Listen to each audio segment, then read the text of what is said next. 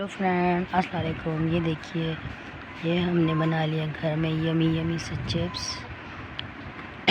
बच्चों के खाने के लिए।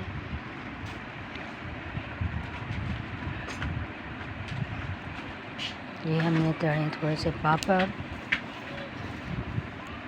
ऐसी रमज़ान की याद आ रही थी तो हमने सोचा कि जब चिप्स बनाए तो उसी कढ़ाई में बना लेते हैं। थोड़े से बच्चों के लिए पापड़ ज़बरदस्त। और ये रखे हुए केक, ये थे पूरे 6, जिसमें से 2 ही बचे।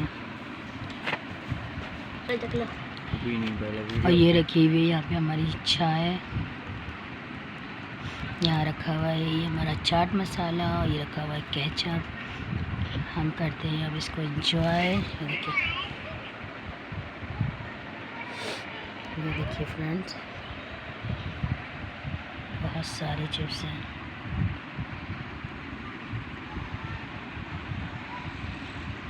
हम अपने चिप्स को करते हैं एंजॉय शाम की चाय के साथ, हल्का फुल्का। और आ जाए मेरी यूट्यूब फैमिली, किस किस को खाने हैं ये चिप्स।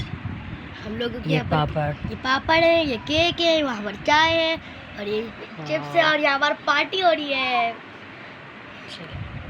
आपसे मिलते हैं खाने के बाद। अल्लाह हाफिज़। इसको खाना जल्दी जल्दी आ जाओ, वरना सब ख़त्म हो जाएंगे।